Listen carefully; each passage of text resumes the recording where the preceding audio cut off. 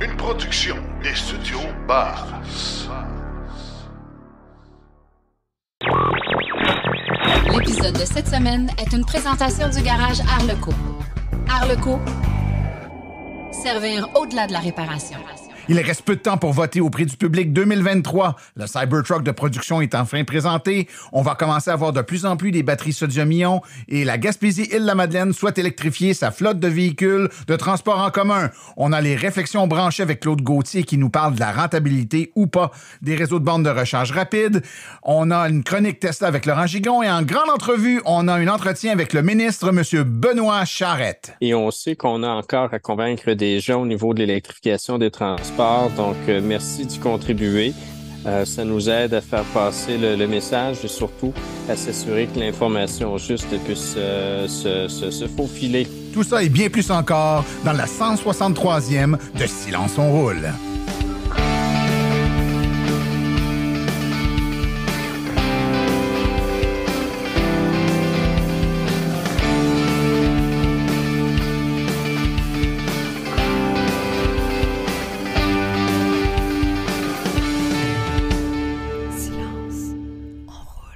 Bonjour tout le monde, mon nom est Martin Archambault et c'est avec passion et plaisir que j'anime Silence on roule, le podcast dédié 100% à l'électromobilité, au transport électrique.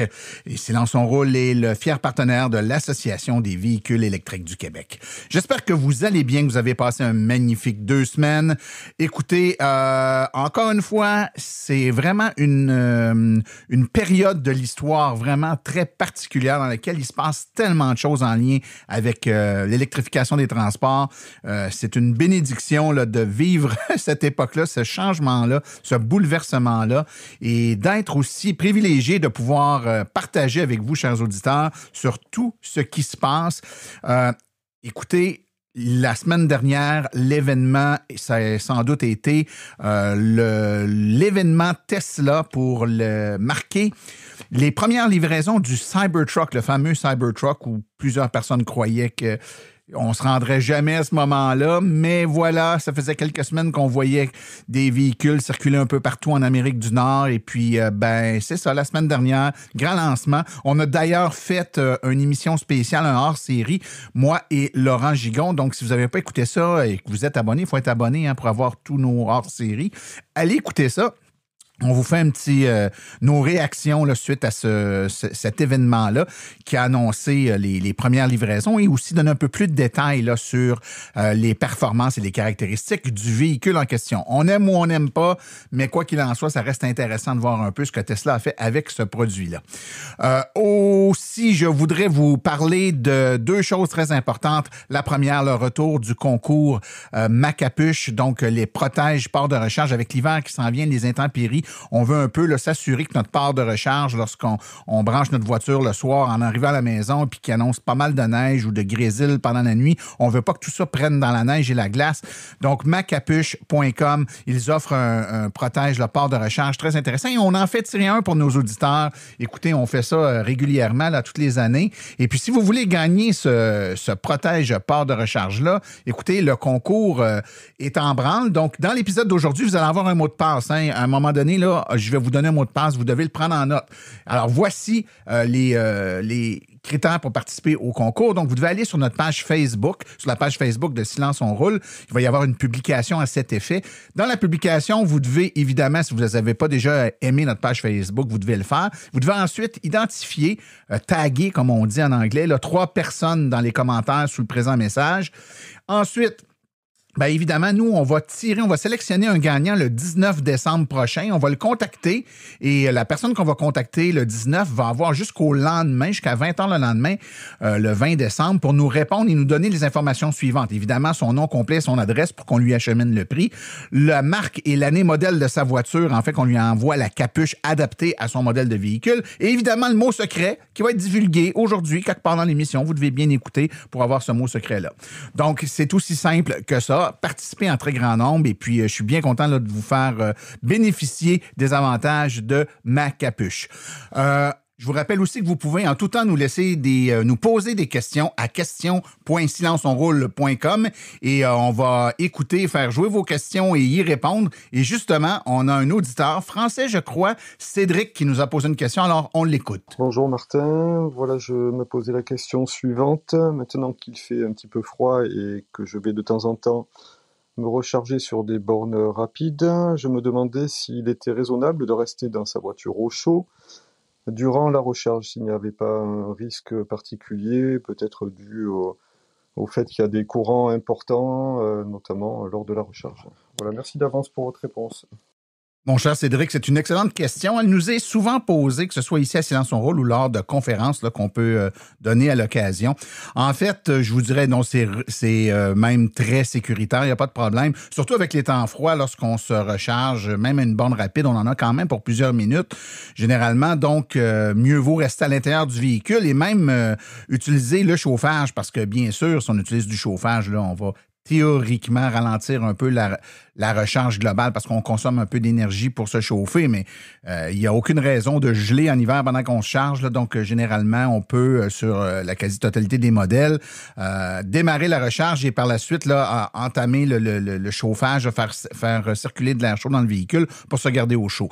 Il n'y a aucun risque que les forts courants causent que ce soit des incendies. Aucun. On ne peut jamais dire aucun, hein, vous comprenez, mais les risques d'incendie, en fait, sont très faibles. Je vous dirais, vous avez plus de chances de subir des brûlures suite à un feu ou une explosion en faisant le plein avec votre véhicule à essence qu'en rechargeant votre véhicule électrique. Donc, sur ce point, je vous rassure tout de suite, Cédric, vous pouvez rester dans votre véhicule bien au chaud tout au long de votre recharge. Aujourd'hui, on a évidemment un épisode très, très, très chargé. C'est le dernier épisode avant le spécial de Noël. Je vous rappelle que dans 2 semaines, notre épisode, c'est un épisode tout spécial, comme on fait toutes les années. Le top 10 des événements marquants de l'année, donc le top 10 de 2023. Alors moi, avec plusieurs invités, on va regarder là, les 10 événements qui nous ont le plus marqué dans l'année. C'est vraiment super intéressant. C'est sous forme d'échange. Écoutez ça, c'est toujours un épisode là, qui est très apprécié de la part de nos auditeurs. Également, dans cet épisode, on annonce les prix du public. Vous pouvez aller voter. Vote 2023.silenceonroule.com. Vote 2023.silenceonroule.com. On vous demande votre avis sur la meilleure voiture électrique qui a été lancée en 2023, la personnalité publique, etc. Donc, quelques questions de sondage comme ça et on vous divulgue lors du prochain épisode, dans 2 semaines, les gagnants dans les différentes catégories, gagnants que vous aurez, chers auditeurs, déterminés. Donc, c'est vraiment des prix là, par le public. C'est très intéressant. Donc, je vous disais aujourd'hui, épisode très chargé. On va avoir Laurent Gigon qui va nous parler évidemment de Tesla, Claude Gauthier avec sa chronique. Et on a en grande entrevue le ministre de l'Environnement, M. Benoît Charette, qui va nous parler. Très content de m'être entretenu avec lui. Je pense que vous allez vraiment apprécier cette entrevue-là. Donc, sans plus tarder, je vous invite à aller écouter les actualités dans le monde de l'électromobilité. Vous voulez des produits qui permettront d'augmenter la valeur de revente de votre véhicule? Chez Précision PPF Vitres teintées, nous sommes à votre service depuis 2015.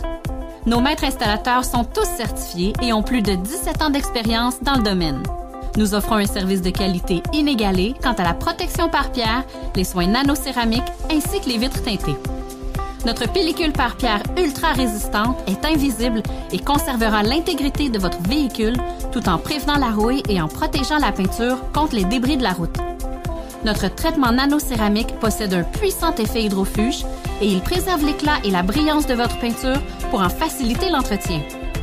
Que ce soit pour votre voiture, votre résidence ou votre commerce, Précision PPF Vitres teintées est là pour vous offrir la multitude d'avantages qu'offre la teinte de vitre. Venez nous rencontrer au 1970 boulevard des Laurentides à Laval. Appelez-nous au 450-490-4488 ou encore venez visiter notre page Facebook Précision PPF Vitres teintées. Nous comblerons vos exigences tout en vous offrant la qualité que vous recherchez.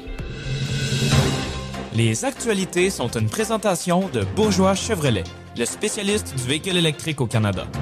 Contactez-nous au bourgeoischevrolet.com ou au 450-834-2585.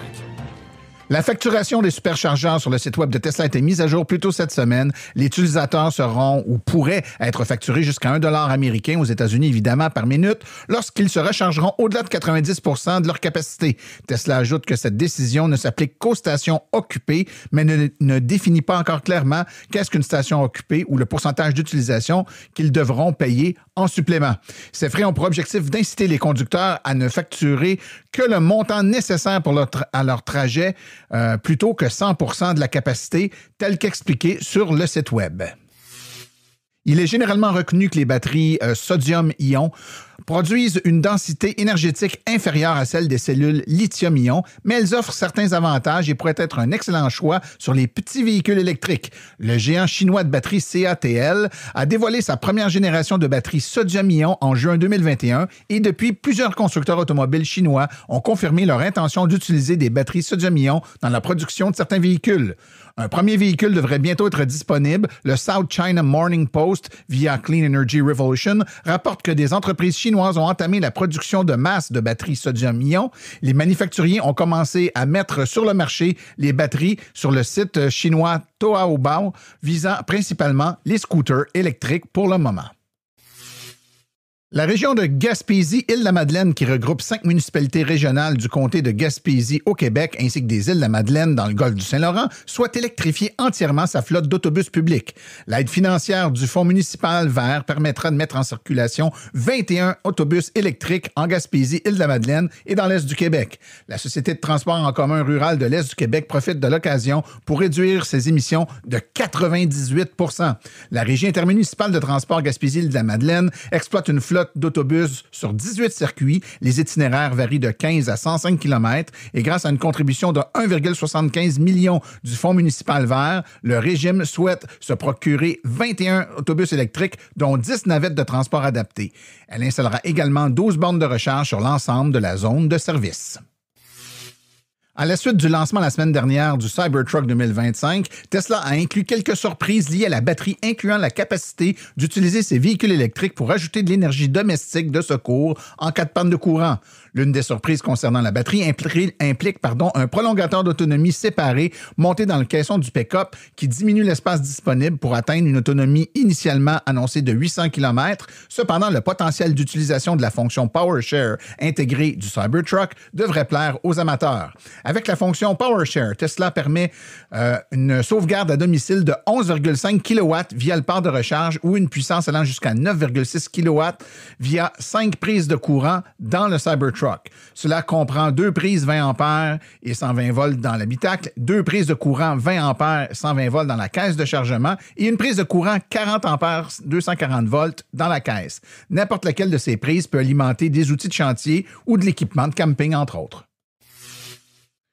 Selon une analyse du fournisseur de recherche Bloomberg NEF, à la suite de la hausse des prix sans précédent en 2022, le prix des batteries baisse à nouveau cette année. Le prix des batteries lithium-ion a chuté de 14% pour atteindre un nouveau record de 139 $ le kilowattheure. Cela s'explique par la baisse de prix des matières premières et des composantes, la capacité de production ayant augmenté dans l'ensemble de production des batteries, tandis que la croissance de la demande a été inférieure aux attentes dans certains secteurs.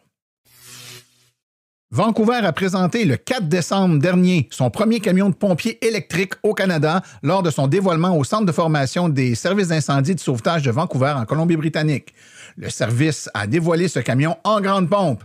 Le camion de fabrication autrichienne s'inscrit dans le cadre de l'engagement de la ville à réduire ses émissions de sa flotte en passant par les véhicules électriques lorsqu'ils peuvent être remplacés. Le maire de Vancouver affirme que le camion de pompiers représente une étape importante et que la ville est fière d'être parmi les premières au Canada à ouvrir la voie avec son premier camion électrique. Cet automne a été dominé par les nouvelles pessimistes concernant le ralentissement de la demande américaine dans les voitures électriques. Ford et GM, 2 des constructeurs automobiles autrefois les plus optimistes quant à l'avenir électrique, ont évoqué le faible intérêt des consommateurs justifiant d'importantes réductions des véhicules électriques. La couverture médiatique a forcé ce manufacturier à se demander si les Américains voulaient passer aux voitures électriques ou si tout cela avait été qu'une grossière erreur. Dans les faits, les États-Unis viennent de franchir une étape importante dans les ventes de véhicules électriques et selon le groupe de recherche Bloomberg NEF, pour la première fois, les Américains ont acheté 1 million de voitures électriques au cours d'une année civile. Et en 2023, ce n'est même pas terminé. Si vous prenez un peu de recul et que vous jetez un coup d'œil à la situation dans son ensemble, vous verrez qu'il est clair que les véhicules électriques représentent une réussite majeure. Pas plus tard qu'en 2020 seulement, environ 250 000 véhicules électriques étaient immatriculés aux États-Unis et le vent a grimpé, et ce, rapidement depuis. Une nouvelle solution de paiement de couche-tard et un système de paiement de Visa et Shiva AI rendra possible la recharge de véhicules électriques de façon plus pratique. C'est l'une des plaintes les plus courantes des conducteurs de véhicules électriques. Les différents réseaux de recharge exigent presque toujours que les clients paient avec différentes cartes et applications. Non seulement c'est irritant et gênant, mais c'est aussi un obstacle à l'adoption des véhicules électriques. Cependant, certaines entreprises cherchent des solutions et font un progrès pour résoudre le problème. Les conducteurs de véhicules électriques pourront désormais effectuer des paiements sans argent comptant aux bornes de recharge d'alimentation couche-tard grâce à un nouveau système en partenariat avec la compagnie Nuevi Corp, une entreprise de technologie de paiement basée à Montréal, et Nayax, un fournisseur mondial de solutions de paiement. Dans le même ordre d'idée, pour rationaliser l'expérience de recharge, la division Visa Acceptance Solutions s'est associée à Shiva AI, un fournisseur de solutions de paiement, pour lancer une nouvelle plateforme de tokenisation permettant de sécuriser la transaction pour divers services, notamment la recharge des véhicules électriques. Les deux solutions visent à créer des processus de paiement plus simples et transparents afin d'améliorer l'expérience utilisateur et l'efficacité de l'infrastructure de recharge publique. Vous aimeriez avoir une conférence par des vrais professionnels des voitures électriques? Faites confiance aux conférences de Silence on Roule. Nous avons une panoplie de conférences allant de 30 minutes à 90 minutes. Pour plus d'informations et pour réserver votre conférence, écrivez à martin@silenceonroule.com. martin@silenceonroule.com.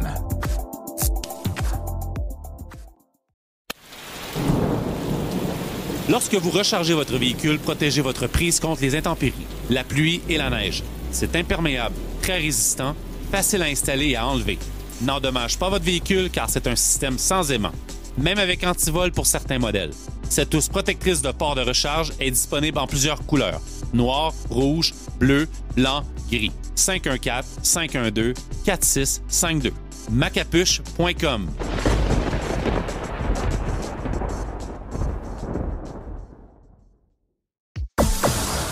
La Chronique Tesla est une présentation de Fizz Électrique. Votre seul arrêt pour tous vos projets stratégie d'infrastructure électrique. Fizz Électrique, membre de la CEMEC.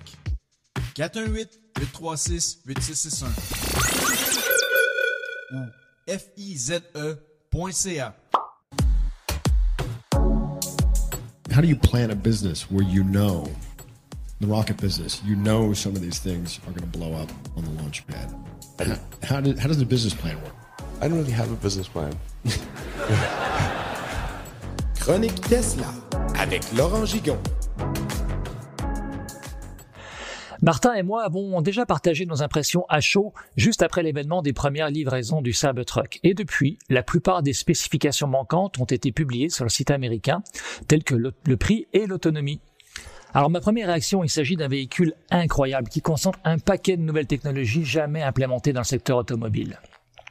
Tesla a intégré tellement de nouvelles technologies dans le Cybertruck que ce qui a été confirmé lors de cette présentation.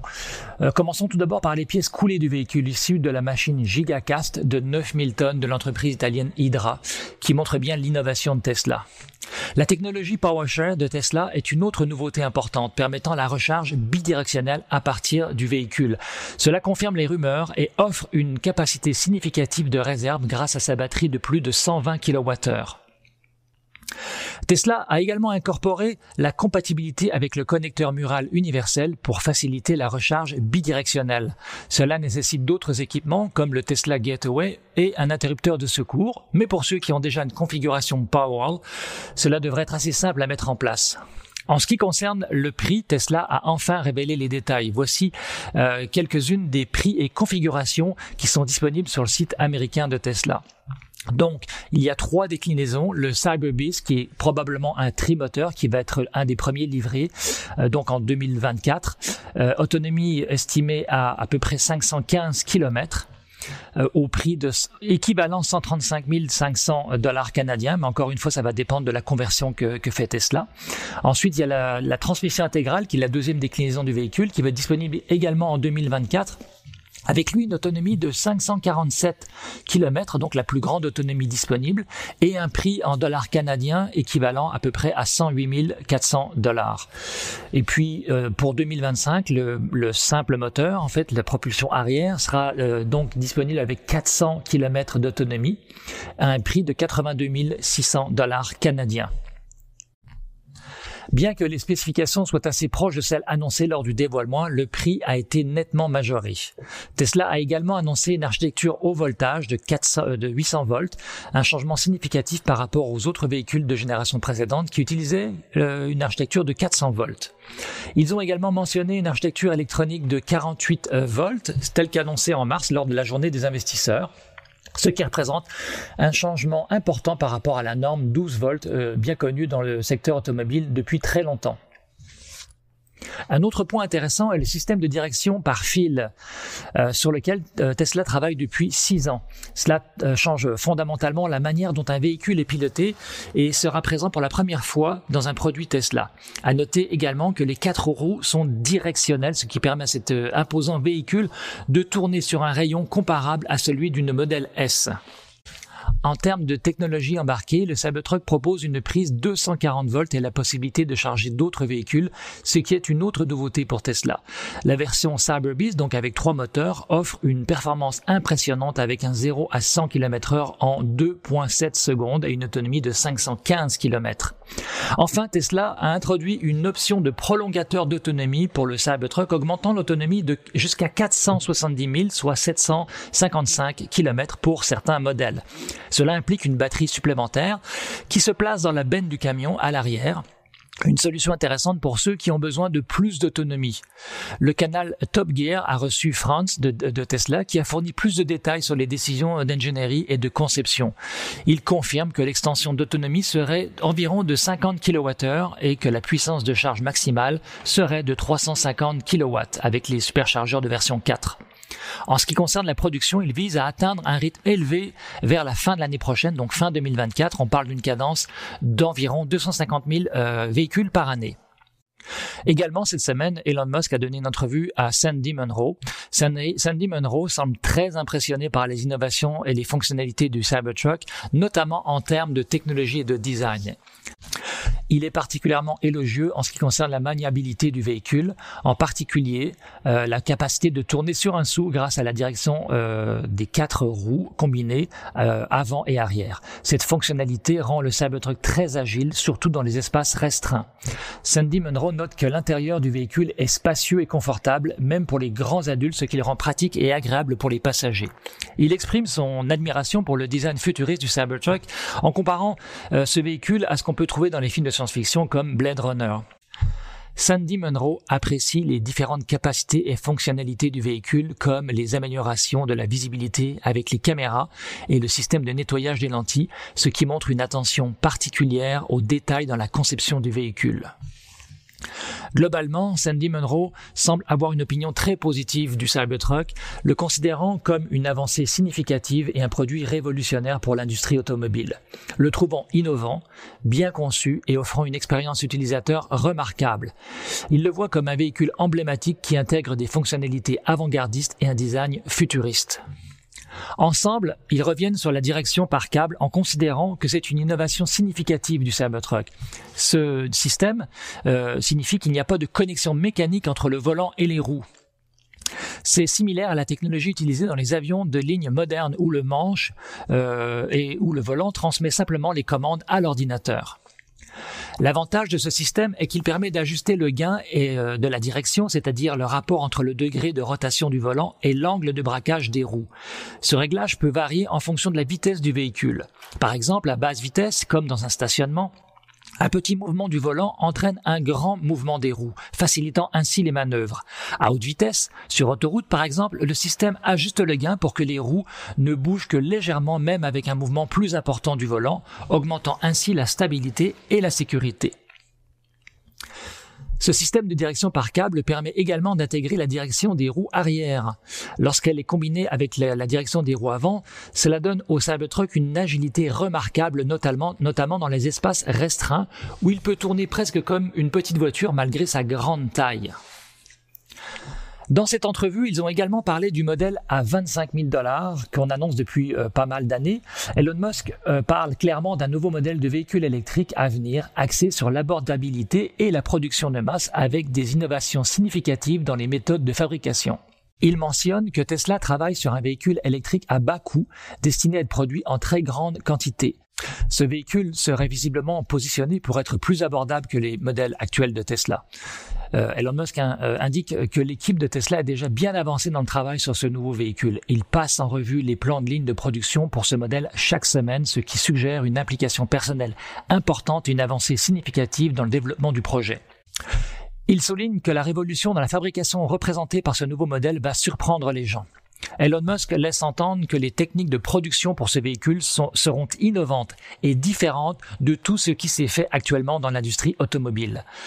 La première ligne de production de ce véhicule sera située dans la Gigafactory du Texas, puis dans la future usine au Mexique. Il souligne que l'aspect le plus intéressant de ce nouveau modèle est son système de production, qu'il décrit comme étant loin en avance sur toute usine automobile existante sur la planète. Voilà, c'est tout pour aujourd'hui. Merci de m'avoir écouté et à très bientôt.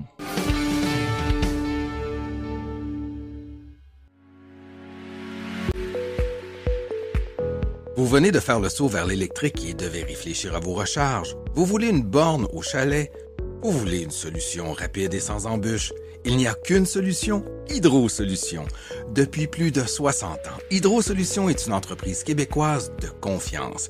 Vous les connaissez pour les chauffe-eau, mais ils offrent également un service clé en main pour les bornes de recharge. C'est définitivement l'avenue à privilégier afin de faire affaire avec une entreprise d'expérience qui s'occupera de tout. Demandez une soumission gratuite et sans engagement de votre part au www.hydrosolutions.com. Une seule visite sur leur site web vous permettra de constater la simplicité avec laquelle vous pouvez entamer une démarche afin qu'ils prennent tout en charge. L'analyse de votre situation, l'installation d'une borne de qualité par un installateur certifié et même, au besoin, le financement sur 24 ou 48 mois. Par la suite, en cas de problème, leur équipe d'experts est là pour vous. Hydro Solutions, leur mission, vous simplifier la vie.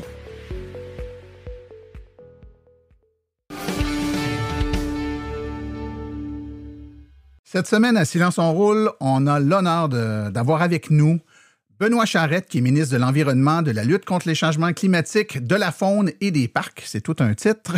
Bonjour, monsieur le ministre. Un plaisir d'être avec vous. Ça va bien? Ça va très bien, très bien. On est vraiment honoré de vous avoir au podcast. Puis avant de commencer dans le vif du sujet, j'aimerais avoir votre opinion. Le podcast est quand même un média relativement jeune au Québec. Quelle place vous voyez pour le podcast dans les prochaines années? C'est fondamental, honnêtement. Tous les outils de communication deviennent des alliés pour transmettre une information là, qui est juste, qui est aussi véridique. Et on sait qu'on a encore à convaincre des gens au niveau de l'électrification des transports. Donc, merci d'y contribuer. Ça nous aide à faire passer le message et surtout à s'assurer que l'information juste puisse se faufiler entre les différentes chaumières du Québec. Vous avez bien raison. Puis il y a un sondage il y a quelques mois auprès de consommateurs là, ici au Québec, mais également ailleurs dans le monde, qui démontrait que le podcast prend tellement de place que pour la majorité des gens, ils accordaient une plus grande crédibilité et une véracité des faits plus grande chez les podcasteurs qui souvent sont très nichés comparativement aux médias traditionnels qui sont beaucoup plus qui ont une information beaucoup plus large, beaucoup moins pointue, qui parfois passent à côté de certains détails importants.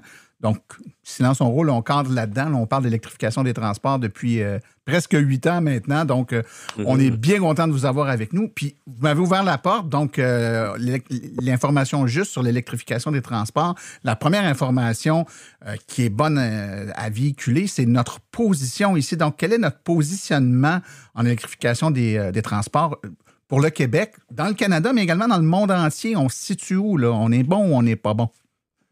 On fait bonne figure si on regarde au niveau de l'ensemble canadien, très certainement, mais même au niveau nord-américain, il y a 3 leaders en Amérique du Nord là, qui se démarquent davantage, que ce soit la Californie, que ce soit la Colombie-Britannique. Le Québec fait partie de ces 3 pelotons, en fait, de ce peloton de tête-là, que ce soit au niveau de notre réglementation, mais également au niveau de nos résultats. On va sans doute dans les prochaines semaines pouvoir dévoiler les chiffres pour le dernier trimestre complété, ultimement pour l'année 2023 en entier. Et on fait bonne figure, là, essentiellement, si on regarde les véhicules qui sont vendus ou qui sont mis en location au Québec, on s'améliore d'année en année. Et pourquoi on arrive à ces résultats-là? C'est qu'on a agi sur plusieurs fronts, que ce soit au niveau de la législation avec notre loi sur les véhicules zéro émission, que ce soit sur la réglementation qu'on a renforcée encore tout récemment, que ce soit sur la loi qui a été adoptée, qui vient interdire carrément la vente des véhicules thermiques à partir de 2035. Donc, tout ça a créé un écosystème très favorable, avec aussi naturellement les subventions qui sont accordées autant à l'achat que pour le réseau de recharge.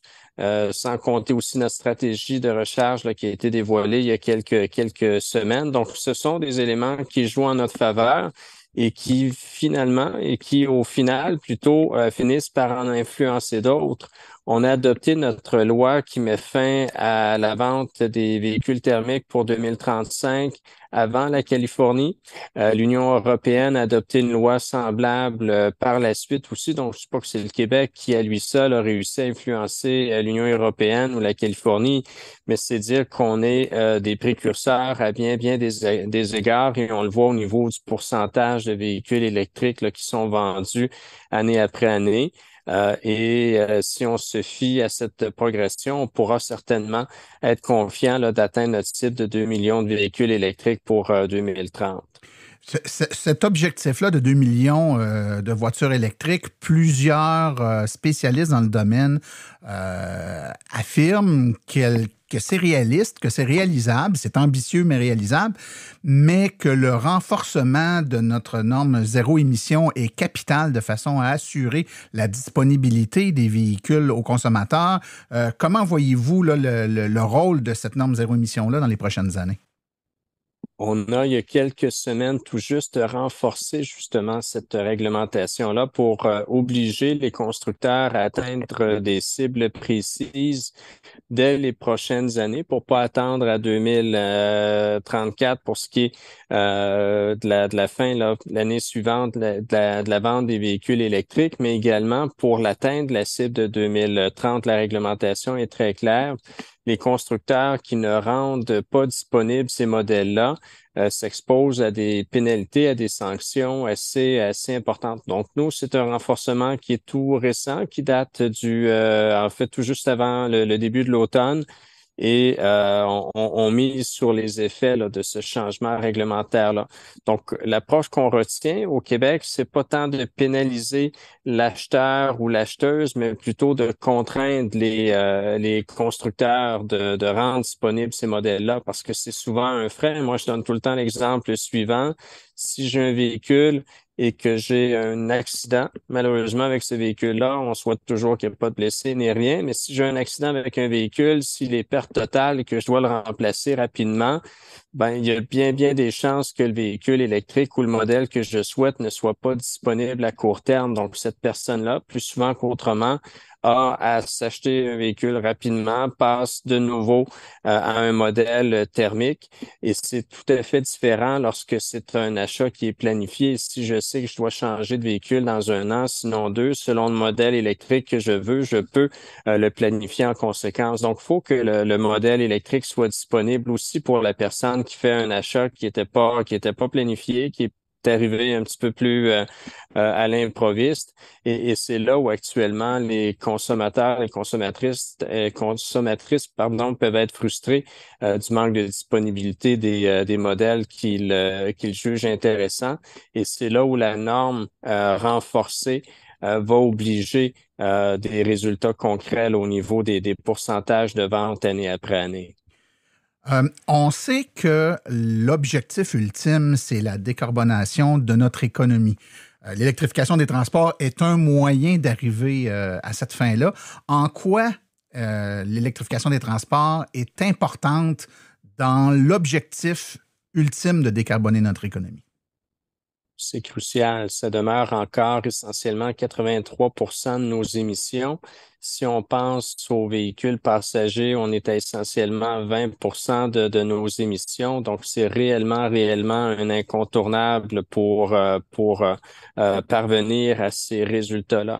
Donc, c'est la raison pour laquelle on met des efforts, je vous le disais, autant pour la disponibilité des véhicules, mais également pour tout ce qui est recharge, pour également l'achat facilité avec des subventions. On veut passer à l'étape supérieure. Puis dans les faits, là, on est encore dans les convertis, j'oserais dire. Ceux qui sont intéressés ont soit déjà un modèle électrique à leur disposition ou ont pris l'engagement ou ont pris la résolution que le prochain le sera, mais il faut maintenant s'attaquer à ceux qui sont peut-être un petit peu plus rébarbatifs, qui sont aussi un petit peu plus réticents ou hésitants à passer au modèle électrique. Tout à l'heure, on se disait d'entrée de jeu, la communication des podcasts spécialisés notamment aide à faire cet exercice pédagogique-là. Il faut maintenant convaincre celles et ceux qui pensent que c'est une technologie qui n'est pas encore assez mature, qui ne répond pas à leurs besoins. Donc, il y a tout un écosystème là, qui se développe au Québec et on ne peut pas atteindre notre cible de réduction de gaz à effet de serre si on ne diminue pas de façon significative nos émissions là, au niveau des transports. Tout à l'heure, vous avez énuméré une série de mesures qu'a mises en place votre gouvernement pour arriver à cette fin-là de décarbonation. Et vous avez, entre autres, nommé le dépôt de la stratégie québécoise sur la recharge. Bon, moi, je la connais bien. Les gens qui œuvrent dans le milieu également n'ont probablement entendu parler, l'ont probablement lu avec grand intérêt. Mais monsieur, madame, tout le monde est peut-être moins au fait de cette nouvelle-là. J'aimerais que vous nous en parliez. Qu'est-ce que c'est que cette stratégie québécoise sur la recharge? C'est essentiellement 750 millions de dollars là, au cours des prochaines années qui seront investis pour rendre disponible cette recharge-là. Concrètement, ça veut dire installer tout près de 7000 bornes de recharge rapide. C'est aussi l'installation là, de plus de 110 000 bornes de recharge publique de niveau 2. Ça, c'est sans compter naturellement les bornes de recharge que les gens peuvent installer directement à la maison là, s'ils ont la possibilité de le faire. Donc, c'est s'assurer que la personne ait une borne de recharge là où elle se trouve pour être en mesure de compléter son trajet. Donc, c'est des investissements qui sont majeurs. Et ça va nous permettre de garder ce rôle de leader en Amérique du Nord parce qu'on a déjà le réseau de bornes de recharge le plus élaboré. On a déjà quand même un réseau là qui est fiable, mais avec ces ajouts-là, c'est quelque chose de majeur là, qui aidera la différence. On veut aussi de la recharge au niveau des cases de stationnement. On veut également parler là, de ceux qui sont orphelins de recharge un petit peu partout là où ils peuvent se retrouver sur le territoire. Donc, c'est un avantage majeur qu'on veut offrir aux électromobilistes. Et sans cette infrastructure-là, on ne convaincra pas celles et ceux dont on parlait il y a quelques instants qui sont encore réticents ou encore hésitants à passer à un véhicule électrique parce qu'ils vont se dire à juste titre, c'est bien beau, mais si je peux pas me rendre à telle destination parce qu'il n'y a pas de recharge sur mon trajet, ça demeure une utopie en quelque sorte. Donc, on travaille réellement sur tous les fronts pour s'assurer de la disponibilité du véhicule, naturellement, mais également de la possibilité de le recharger là où le besoin va se faire ressentir. Ça, c'est pour les voitures passagers, mais on sait qu'on a des engagements fermes aussi au niveau, que ce soit par exemple des autobus scolaires. Éventuellement, on va parler davantage de camionnage électrifié. Il faudra s'assurer d'avoir la bonne borne au bon endroit. Donc, ce sont tous des éléments là, qui sont inclus dans la stratégie en question, qui est très bien financée.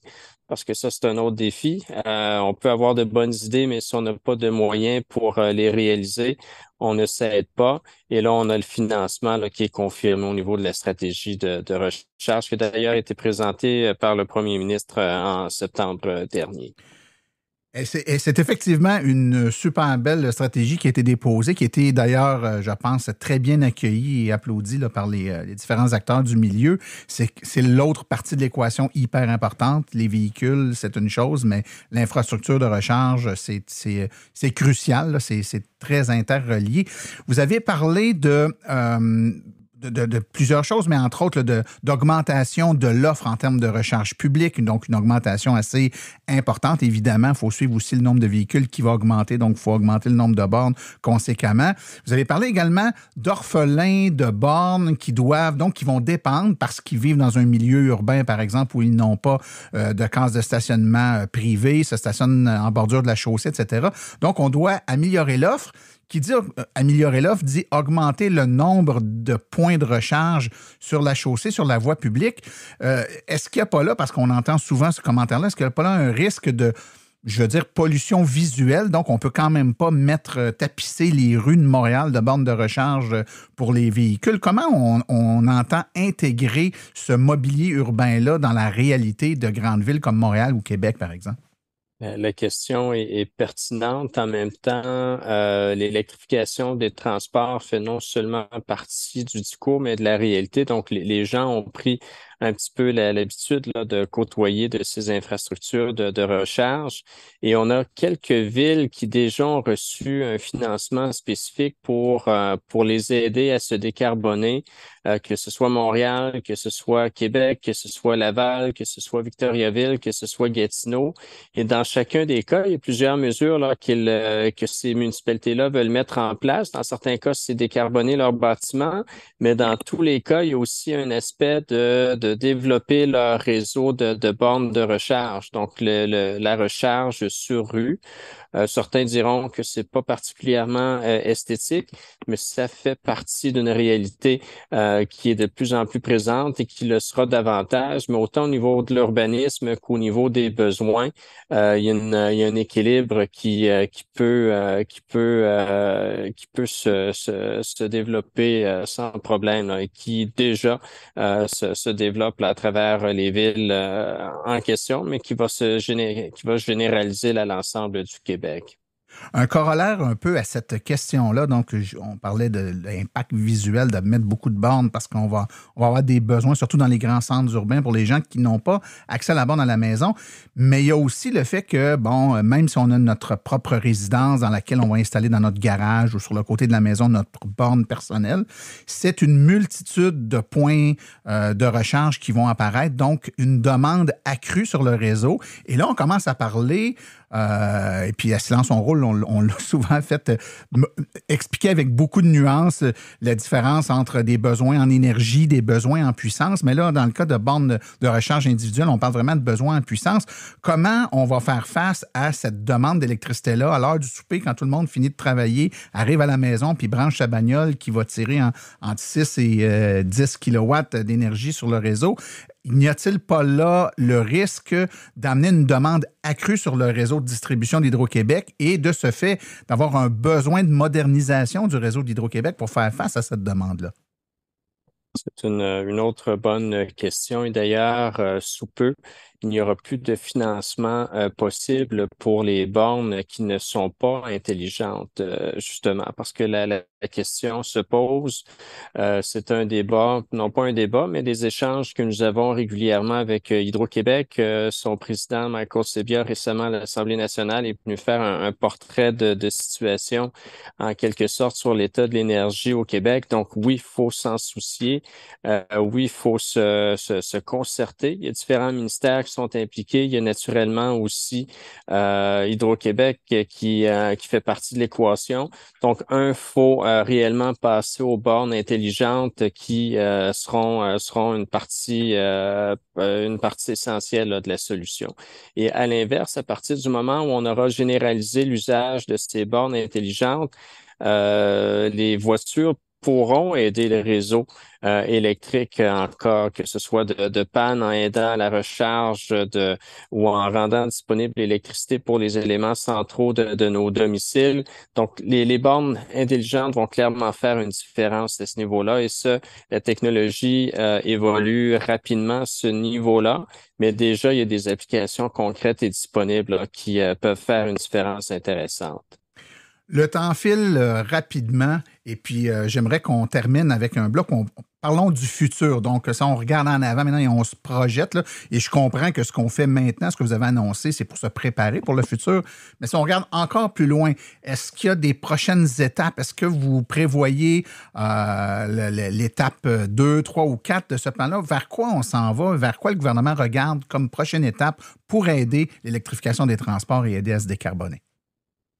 Une des prochaines étapes dont on parlera au cours des prochains mois, des prochaines années, c'est au niveau, par exemple, du transport, que ce soit du transport urbain, que ce soit éventuellement aussi le transport lourd. Le défi plus important à ce niveau-là, je dois vous avouer, d'un point de vue technologique, mais c'est certainement une des étapes qui est aussi incontournable dans le défi de l'électrification des transports. Mais on a une technologie là, qui est aujourd'hui assez mature au niveau du transport de marchandises urbain. Donc, on risque de voir des avancées importantes au niveau de la réglementation là, dans les toutes prochaines années à ce niveau-là. Et à moyen terme, je vous dirais, c'est de s'assurer que notre réglementation est toujours à niveau. Tout à l'heure, je vous parlais du renforcement de la norme VZE. On pense avoir trouvé le bon rythme, mais si on devait réaliser que ça ne correspond pas à la vitesse de croisière qu'on veut obtenir, il n'est pas interdit qu'on ait à la renforcer encore davantage éventuellement. Donc, il faut rester à l'affût, faut rester vigilant pour s'assurer que notre réglementation est toujours en mesure de répondre à nos objectifs. Donc, il y aura vraisemblablement d'autres ajustements réglementaires à différents niveaux au cours des prochaines années. Et on peut pas naturellement travailler le marché seul. C'est la raison pour laquelle tout à l'heure, je vous parlais de 3 États là, en Amérique du Nord qui se démarquent. On travaille étroitement avec la Californie, on travaille étroitement avec la Colombie-Britannique à ce niveau-là pour justement s'assurer là, qu'on crée le marché le plus important possible. Et bien que tous ne soient pas au même niveau parmi les États intéressés, il y a aussi d'autres États aux États-Unis qui démontrent de plus en plus d'intérêt pour l'électrification de leur transport et on fait partie de différentes associations qui nous permettent de travailler avec ces États-là pour s'assurer qu'on crée le marché encore le plus grand possible pour naturellement s'assurer de l'approvisionnement facilité là, des véhicules qui seront de plus en plus en demande. Et si on parle de futur, je suis d'autant plus encouragé que je regarde les principaux constructeurs, qu'ils soient américains, qu'ils soient coréens, qu'ils soient européens. La plupart de ces constructeurs-là ont pris des engagements très fermes dès les prochaines années d'augmenter non seulement la disponibilité de leur modèle, mais d'augmenter significativement leur modèle aussi. Plusieurs de ces constructeurs ont même pris des engagements pour mettre fin, que ce soit en 2030, 2035, 2040, tout dépendant des constructeurs, à la fabrication même de véhicules thermiques. Donc, c'est réellement un domaine qui a évolué à vitesse grand V au cours des dernières années, mais qui va continuer à évoluer à grande vitesse là, au cours des prochaines années. Et c'est tout simplement emballant. C'est fascinant d'être témoin de tout ça et surtout de voir, surtout rassuré et intéressé de voir l'intérêt toujours grandissant là, des citoyens envers ces nouvelles formes de transport et de mobilité. Ah, vous avez tout à fait raison. Hein? Quand on a des grosses vagues de changements comme celle qu'on vit là, il y a 2 façons de le voir. Hein? Il y a avoir peur de prendre un bouillon puis de se ramasser avec la vague par-dessus la tête. L'autre façon, c'est de monter sur la vague avec une planche puis de surfer dessus. Puis je trouve, en tout cas, personnellement, je me permets de dire que je trouve que le Québec a décidé de faire du surf sur la vague dans le sens positif du terme, c'est-à-dire que ce changement-là est inévitable, il faut le faire, puis plutôt que de résister, non seulement on embarque, mais on veut être des leaders, donc ça, c'est tout à notre honneur. Comme dernière question en terminant, je sais que vous l'avez abordé très brièvement tantôt, mais la question est tellement souvent posée que je ne peux pas ne pas vous la poser. On sait que pour être capable de passer aux prochaines étapes, certaines juridictions, en Europe particulièrement, ont décidé de pas seulement récompenser les gestes positifs, mais à un certain moment de décourager les gestes plus négatifs, par exemple avec des principes de taxes supplémentaires sur les véhicules plus pollueurs ou plus gros. Donc, le Québec a toujours œuvré dans l'encouragement aux gestes positifs, mais est-ce que vous croyez qu'à un moment donné, on va devoir arriver à un point où on devra décourager les derniers récalcitrants qui ne voudront pas faire le tournant vers un transport un peu plus propre? Vous l'avez mentionné, on a surtout retenu une approche dite de la carotte au Québec, donc donner des incitatifs au niveau des consommateurs, des consommatrices, mais il y a un malus important qui est quand même imposé, sauf qu'on l'impose aux constructeurs eux-mêmes. Et c'est sans doute l'approche qui est susceptible de générer le plus grand changement sans frustrer les citoyens et citoyennes dont on a besoin pour justement créer une mobilisation en faveur de la lutte au changement climatique et non pas en se les mettant à dos. Mais le malus, il existe, mais il existe auprès des constructeurs. Je le mentionnais tout à l'heure, les pénalités peuvent se calculer en montant faramineux au cours des prochaines années pour les constructeurs qui ne rencontreront pas les objectifs en termes de pourcentage de vente qui sont requis. Donc, c'est eux qui ont cette pression-là. Autrement, les citoyens, les citoyennes, on veut les garder mobilisés. Le fardeau fiscal au Québec est déjà excessivement lourd, donc c'est pas l'avenue qu'on a préconisée justement pour les inviter. Vous parliez de surf et de vagues tout à l'heure pour les inciter à surfer avec nous. On veut les mobiliser, non pas les décourager. Mais faut pas perdre de vue là, que le malus est très, très fort, mais auprès des constructeurs eux-mêmes. Monsieur Charette, merci beaucoup pour votre générosité avec nous aujourd'hui, puis je vous souhaite de joyeuses fêtes à vous et votre famille. Prenez le temps de vous reposer, vous l'avez mérité. Un réel plaisir. Merci de l'invitation et salutations. Je vous transmets mes vœux également, mais également à tous vos auditeurs, auditrices. Merci là, pour votre intérêt pour toutes les questions afférentes à l'électrification des transports. Évidemment, vous êtes toujours le bienvenu. Si vous avez des messages à partager avec nous, ça nous fera plaisir. C'est bien gentil. Au plaisir. Une bonne fin de journée à vous. Merci. Au revoir. Alors, pour ceux qui veulent participer au concours Ma Capuche, pour gagner la capuche, vous avez besoin du mot de passe. Le code secret, je vous le donne à l'instant. Il s'agit de décarbonation. Je répète, décarbonation. Bonne chance.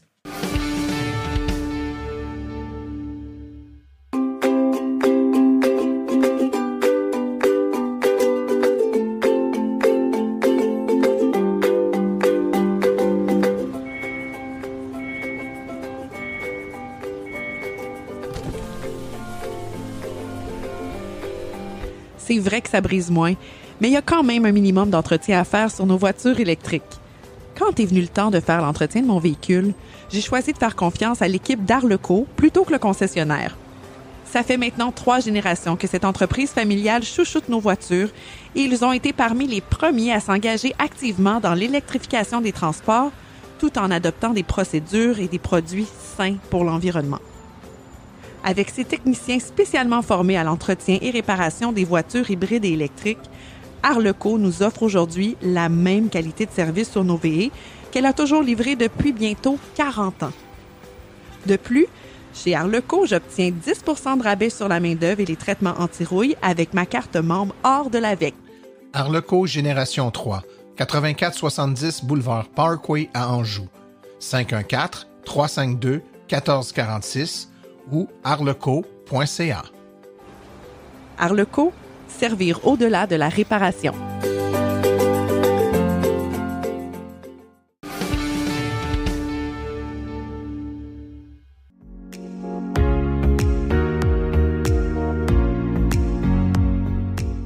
Les réflexions branchées de Claude Gauthier.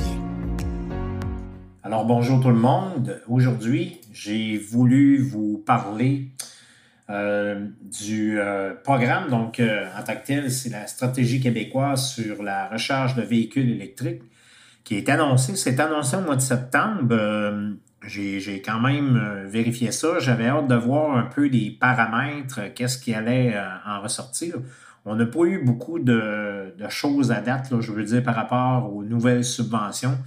Il y a toujours les subventions là, pour les bornes résidentielles, les bornes multilogements. Le programme n'a pas été changé, c'est la même chose. Il y a le programme là, pour le transport, donc Transport vert, qui est encore toujours là. Et j'ai hâte de voir, je sais qu'il y a quelques petites affaires qui ont été annoncées, dont entre autres, les bornes de recharge résidentielles qui devront être, on n'a pas encore la date, là, sauf qu'on sait que ça va devenir obligatoire que les bornes soient avec une application, donc des bornes intelligentes. Et on sait que dans les cibles du gouvernement en tant que tel, ce qu'il veut, c'est qu'en 2030, qu'il y ait 35% des places de stationnement là, dans les bâtiments multilogements, donc on dit environ 600 000 places, voyons, j'ai de la misère, seront adaptées pour permettre l'installation. Donc, c'est pas un dossier, je vous dirais, là, pour travailler là-dedans, là, vous savez, avec mon entreprise, c'est ce qu'on fait, là, c'est jamais évident d'aller installer des bornes de recharge pour des condos, parce qu'à date, bien souvent, c'est les gens qui nous appellent et qui nous demandent pour aller installer une borne, donc ils veulent avoir une borne individuelle, alors que ça serait souvent, en tout cas je pense, plus facile de faire l'installation pour le condo au complet s'il y avait une entrée électrique qui était dédiée. Donc on part du poteau, puis on met tout simplement dehors un panneau, puis on raccorde des bornes, puis après ça, les gens paient. Donc s'il y avait un syndicat de condo qui se disait, bon, ben on va faire ça comme ça serait, je pense, en tout cas, plus facile pour l'installation. C'est peut-être ce qui va arriver là, dans un proche avenir. Puis, je voulais plus regarder là, pour les bornes de recharge rapide, donc les BSCC. Donc, on dit qu'en 2030, le Québec disposera de 6700 bornes de recharge rapide. Donc, c'est beaucoup plus, même si on en a déjà beaucoup, c'est quand même beaucoup plus que qu'est-ce qu'on a en ce moment. J'ai diverses entreprises qui m'ont contacté parce qu'elles sont... c'est intéressant de voir qu'il y a des entreprises privées qui se disent, bon, bien, peut-être que ça serait le temps que j'embarque puis que j'installe des bornes de recharge. Donc, j'essaie d'évaluer avec eux un peu par rapport aux coûts, les revenus, tout ça. Je dois vous avouer qu'à date, c'est pas quelque chose que je recommande à moins qu'il y ait quelqu'un qui ait... une subvention qui vienne avec. Donc, on sait que Ressources naturelles Canada avait donné des subventions pour l'infrastructure des programmes des bornes de recharge. Donc, c'est pour ça que j'ai hâte de voir ce que le gouvernement québécois va annoncer de ce côté-là. Quand aussi les nouvelles subventions, quand ça va ouvrir au printemps, on dit au printemps 2024. Donc, j'ai hâte de voir qu'est-ce qui va être attribué. Puis là, bien, c'est sûr que moi, je vais pouvoir recommuniquer avec les entreprises qui ont communiqué avec moi. Donc, j'ai regardé un peu, admettons une borne de 100 kW. Donc, qu'est-ce que ça pouvait représenter? Donc, premièrement, je dois vous dire, là, une borne de 100 kW, on peut facilement parler d'un investissement là, de 90 000 là. Donc, dites-vous que si vous voulez installer une borne, tout compris, là, on ne parle pas juste de la borne, là, mais l'installation, l'infrastructure qui vient avec tout ça. Donc, c'est un 90 000 $. Puis, quand on regarde du côté des clients, donc, admettons que quelqu'un recharge et a 50 kWh d'énergie, là, donc qu'il a pris. En tant que tel, le coût en électricité là, sur le tarif BR, c'est plus ou moins environ 8 $. Et la facturation, donc là, on suit la tarification du circuit électrique. C'est sûr qu'il y a d'autres réseaux qui ont différentes tarifications, mais j'ai calculé avec la tarification là, du circuit électrique. Je suis allé avec, en calculant le tarif BR, là, j'ai les informations, puis j'ai regardé avec mes propres recharges à moi, donc aux environs de 50 kWh sur une borne de 100 kW, bien c'est environ 18 $. Donc on peut dire que pour 8 $ du coût d'électricité, vous allez avoir un revenu de 18 $, donc il vous reste 10 $ dans vos poches. Mais là, il faut que vous disiez que 10 $ dans vos poches avant de pouvoir repayer le 90 000 $, là, ça va en prendre des recharges. Hein? Ça va en prendre pas mal. Dans une journée, dans une semaine, dans un mois, dans une année. Et je dois vous avouer qu'à date, avec les calculs que je fais, donc c'est plus ou moins rentable parce que la borne, bien, vous allez avoir de l'entretien à faire dessus, puis au bout d'un certain temps, la borne, elle vient qui est plus utilisable. Donc, j'ai hâte de voir ce que le gouvernement va annoncer s'il veut avoir des BRCC, donc des bornes de recharge à courant continu rapide. Qu'est-ce qui va venir avec ça? Parce que c'est sûr que si quelqu'un, demain matin, dit « Bon, ben moi, je vais investir, je vais sortir l'argent de mes poches, puis faire avec, là, c'est pas une business qui est très, très rentable. » Donc là-dessus, à la prochaine.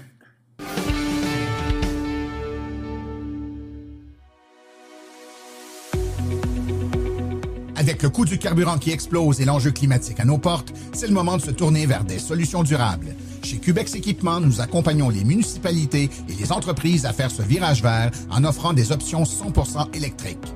Depuis 2021, le Max-EV a fait son entrée remarquée sur le marché des véhicules utilitaires électriques compacts à basse vitesse. Il se distingue largement de la compétition. Les avantages d'un camion électrique sont grands.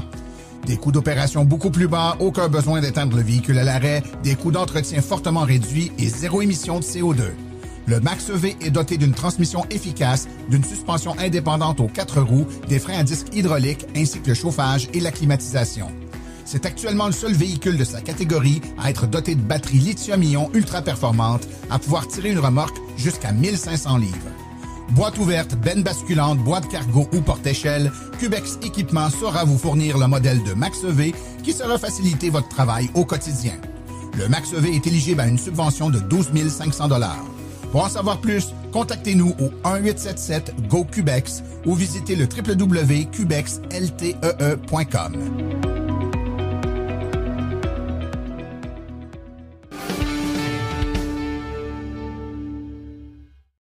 Voici les prochains événements dans le monde de l'électromobilité. Il y aura un kiosque virtuel le 12 décembre à 19h. Vous pouvez aller sur le site de l'AVEC pour vous y inscrire. Des experts vont répondre à vos questions. L'AVEC sera au Salon international de l'Auto de Montréal. C'est du 19 au 28 janvier au Palais des Congrès. Et finalement, l'AVEC sera au Festival Plaisir et Tradition 2024 le 27 janvier de 10h à 16h. C'est au Centre Guy Melançon à l'Épiphanie. Ceci conclut l'épisode d'aujourd'hui. Remerciements sincères à nos invités et collaborateurs, c'est-à-dire le ministre Benoît Charette, ensuite Laurent Gigon et Claude Gauthier. À la recherche, Martin Archambault, Stéphane Levert. Merci aux chroniqueurs Stéphane Levert, Claude Gauthier, Laurent Gigon, Philippe Corbeil, Sébastien Côté, Cédric Ingrand et Daniel Rochefort. Aux communications, Marie-Hélène Hamelin, thème musical François Villot, Luc Poirier et Marie-France Falardeau. Réalisation et production, les studios Basses. Un merci tout spécial à Arleco, notre commanditaire principal, ainsi qu'aux autres annonceurs qui rendent l'émission possible, c'est-à-dire Hydrosolutions, Précision PPF, Vitres teintées, Cubex Équipement, Fils électrique, Bourgeois Chevrolet, Création L'Escarmot et l'Association des voitures électriques du Québec. La reproduction est permise, mais nous apprécierions en être avisés. Les questions sur le balado doivent être adressées à martin@silenceroule.com et pour l'information générale sur les voitures électriques, visitez le site de l'AVEC au www.avq.ca. Si vous avez des besoins de consulter nos archives de tous nos épisodes, c'est disponible au archiveaupluriel.silenceonroule.com. Finalement, vous pouvez nous laisser un message sur notre boîte vocale. C'est au question.silenceonroule.com. Mon nom est Martin Archambault et d'ici le prochain balado, j'espère que vous attraperez la piqûre et direz vous aussi, silence, on roule.